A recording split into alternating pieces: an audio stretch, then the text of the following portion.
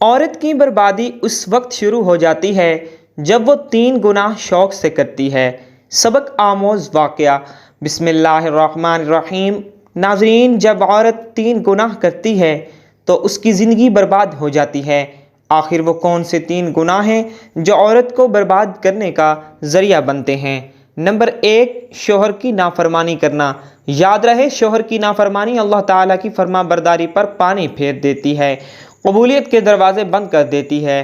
ایک انسان کی بربادی اس وقت شروع ہو جاتی ہے جب اس کے لیے رحمت کے دروازے بند کر دیے جاتے ہیں، جب اس کے لیے برکت کے دروازے بند کر دیے جاتے ہیں۔ یاد رہے، اسلام میں عورت کو شوہر کی مکمل فرما برداری کا حکم دیا گیا ہے۔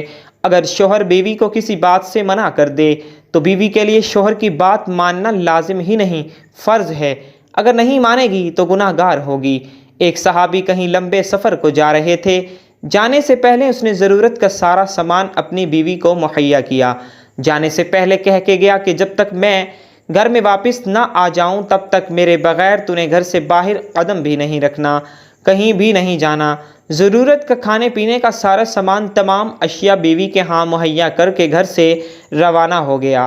کچھ دن بعد اس عورت کو پتہ چلا کہ اس کا باپ بیمار ہو گیا ہے۔ اب اسے باپ کی دیکھ بھال کرنے کے لیے باپ کے پاس جانا ہے۔ اب اس صحابیہ عورت نے نبی کریم صلی اللہ علیہ وآلہ وسلم کی بارگاہ میں ایک پیغام بھجوایا اور کہا، یا رسول اللہ صلی اللہ علیہ وآلہ وسلم، میرا باپ بیمار ہے، زندگی موت کی جنگ لڑ رہا ہے۔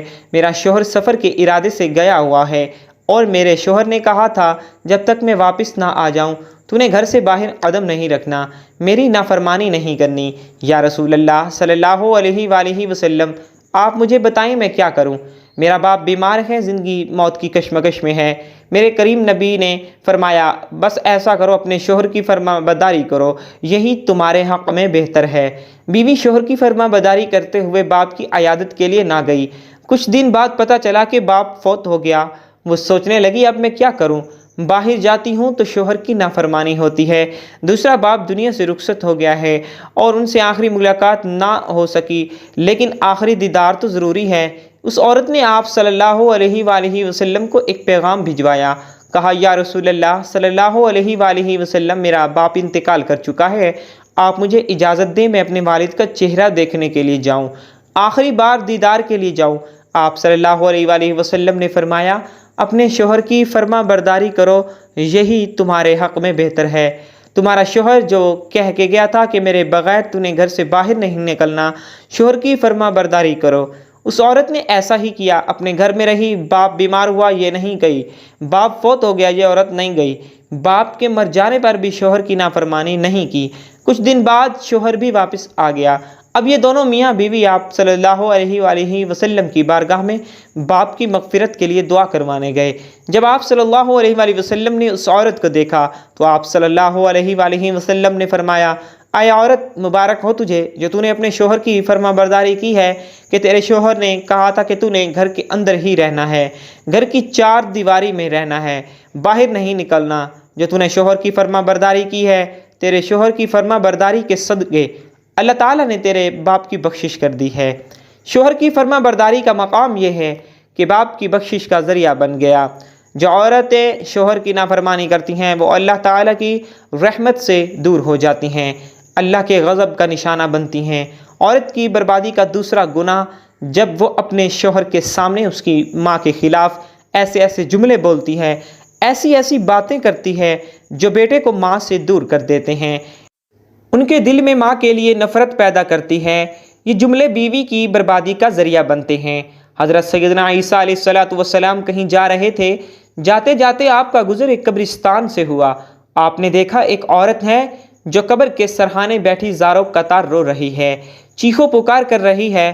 تو حضرت سیدنا عیسیٰ علیہ السلام اس عورت کے قریب آئے، پوچھا، عورت تو کون ہے اور کس کی قبر پہ بیٹھ کر رو رہی ہے؟ عورت نے کہا، یہ قبر میری بیٹی کی قبر ہے، میری بیٹی نوجوان تھی، 1 سال اس کی شادی کو نہیں ہوا تھا کہ موت کی گرفت میں آ کر قبر کی اندھیری کوٹھری میں جا سوئی ہے۔ میرا کوئی عزیز و اقارب نہیں ہے، میرے رشتہ دار نہیں ہیں، میرے ماں باپ فوت ہو گئے ہیں، میں ایک ہی تھی اور اس کے بعد ایک میری بیٹی تھی۔ اللہ تعالیٰ نے میری بیٹی کو بھی سنبھال لیا۔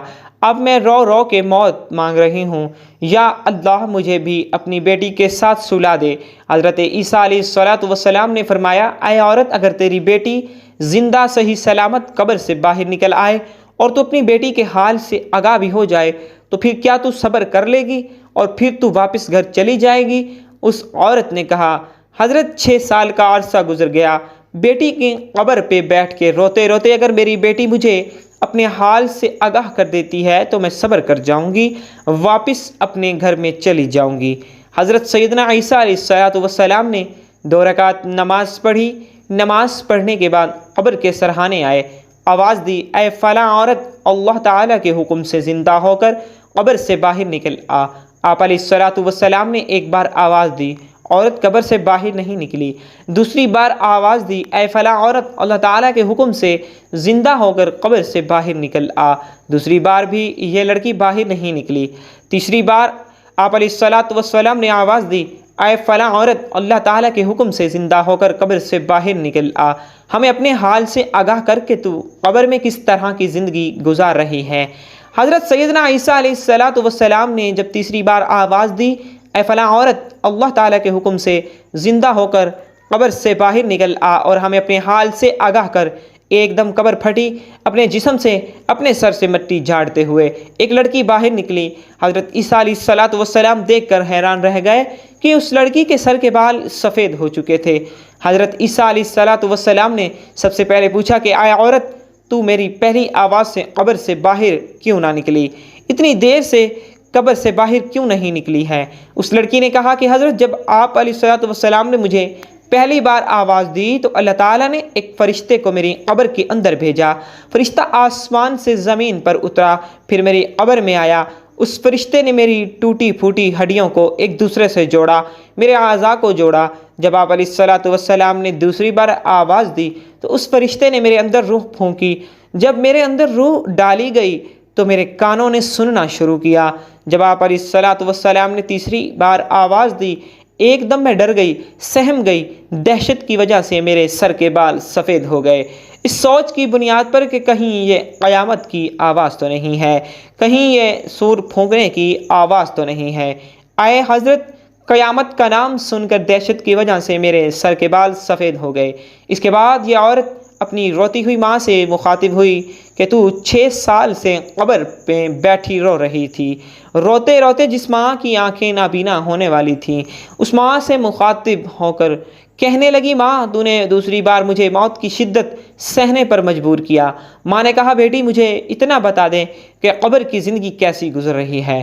اس نے کہا کہ میں نے زندگی میں ایک گناہ کیا تھا، بس اس ایک گناہ نے میری قبر کو جہنم کے گڑھوں میں سے گڑھا بنا دیا۔ ماں نے کہا، بیٹی، کون سا گناہ؟ بیٹی نے کہا، جب میری شادی ہوئی تو میں چاہتی تھی کہ اپنے شوہر کو ماں سے جدا کر دوں۔ میں نے غیبت کرنا شروع کی۔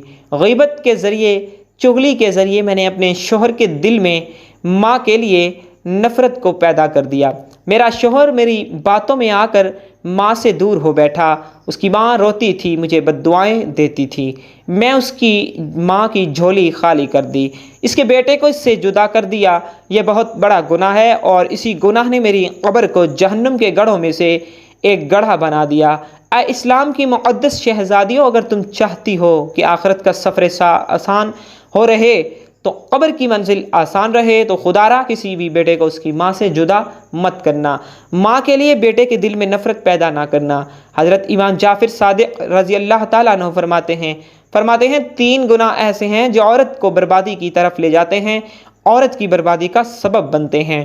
پہلا گناہ شوہر کی ناشکری، دوسرا گناہ غیبت کے ذریعے ایک بیٹے کو ماں سے جدا کر دینا، تیسرا گناہ شوہر کی نافرمانی کرنا۔ ایک واقعہ ملاحظہ فرمائیے، حضرت سیدنا عثمان غنی رضی اللہ تعالیٰ عنہ جب بھی قبرستان میں جاتے تو خون کے آنسو رویا کرتے تھے، اتنا روتے آپ بے ہوش ہو جاتے۔ ایک دن کسی نے پوچھا، حضرت، آپ جب موت کا ذکر کرتے ہیں اس وقت تو نہیں روتے، لیکن جب قبرستان میں آتے ہیں اس وقت زار و قطار کیوں روتے ہیں؟ حضرت سیدنا عثمان غنی رضی اللہ تعالیٰ عنہ نے فرمایا، اے شخص، جب میں قبرستان جاتا ہوں تو مجھے میرے نبی صلی اللہ علیہ وآلہ وسلم کا وہ فرمان یاد آ جاتا ہے۔ میرے نبی نے فرمایا تھا، اے عثمان، قبر آخرت کی منزلوں میں سے پہلی منزل ہے، اگر یہاں نجات مل گئی تو بعد کے سارے مراحل آسان ہو جائیں گے، اور اگر یہاں نجات نہ ملی تو بعد کے سارے مراحل دشوار ہو جائیں گے۔ قبر آخرت کی منزلوں میں سے پہلی منزل ہے، اس لیے جب بھی قبر میں جانا تو قبر کے لیے کچھ اکٹھا کر کے جانا۔ قبر میں اندھیرا ہی اندھیرا ہے، روشنی لے کے جانا۔ قبر میں کیڑے مکوڑے ہیں، حفاظتی اقدامات لے کے جانا۔ اللہ پاک ہمیں بہتر عمل کرنے کی توفیق عطا فرمائے، ہمیں نیکوکاروں میں شامل کرے اور ہمارا خاتمہ ایمان پر فرمائے، آمین ثم آمین۔ ناظرین، کمنٹ باکس میں اللہ اور اللہ کے پیارے محبوب صلی اللہ علیہ وآلہ وسلم کے 99 ناموں میں سے ایک نام کو ضرور ٹائپ کیجیے گا۔ زندگی رہی تو انشاءاللہ نیکسٹ ویڈیو میں ملیں گے، تب تک کے لیے اللہ حافظ۔